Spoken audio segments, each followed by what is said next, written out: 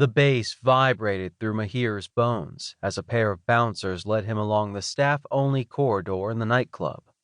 He caught a line of the rock lyrics, "Tough luck, tough guy," and thought it ridiculously fitting.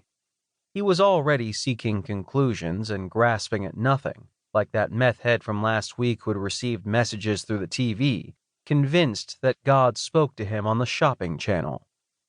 He walked between two goons who'd hopefully soon be his colleagues, trying not to appear too eager or too relaxed. Zaid, his cover identity, would be alert, but he also needed to radiate competence. He must have done a good job of it to have made it this far. The goon on his left rapped on the last door of the corridor. The door opened, and the goon waved him in. The room was half supply cabinet, half office. Boxes piled high against the wall.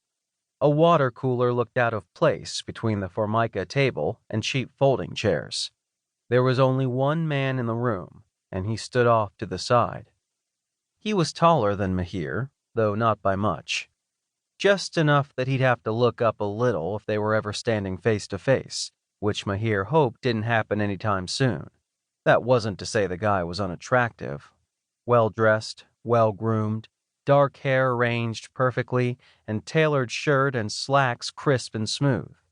He was slimmer than most of the guys working in this ring, but certainly not lacking.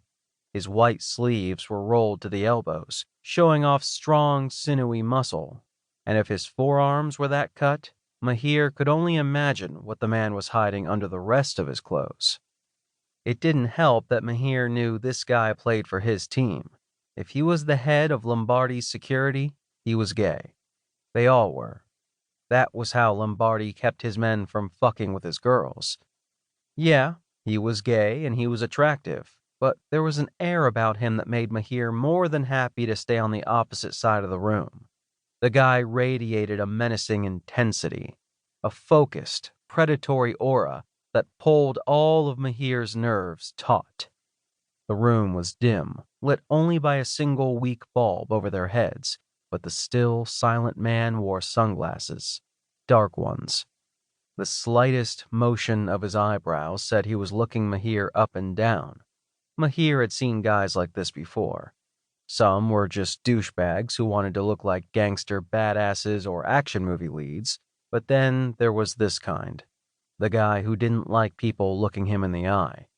It probably unnerved the shit out of most people, and Mahir had a feeling that effect was not accidental. Question was, how much of this was a test? Was Mahir supposed to be intimidated and unsettled, or look this guy straight in the eyes, well, lenses, and not back down? The butt of a high-caliber handgun stuck out of a shoulder holster beneath the man's arm.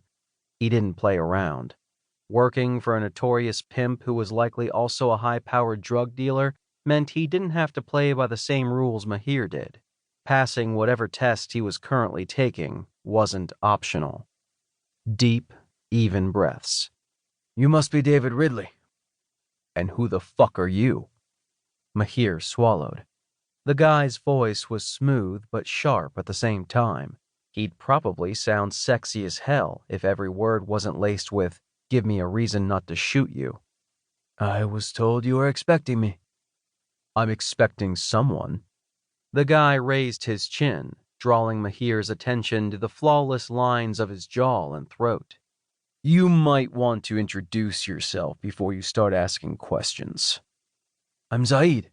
Social protocol suggested he should extend a hand, but he didn't. Probably best to let this guy call the shots. "I was hired by... You Arab?" Mahir gritted his teeth. That didn't take long. "Syrian." "I see." The guy paused. "You don't have an accent." Mahir resisted the urge to roll his eyes. He'd played this game enough times. "My family came here before I was born." The guy responded with a subtle nod and a quiet grunt of acknowledgement. He pulled off his sunglasses, and when he looked Mahir in the eye, Mahir caught himself wishing the man had left the glasses on. His clear blue eyes, piercing. And enough so to make Mahir tongue-tied and off guard.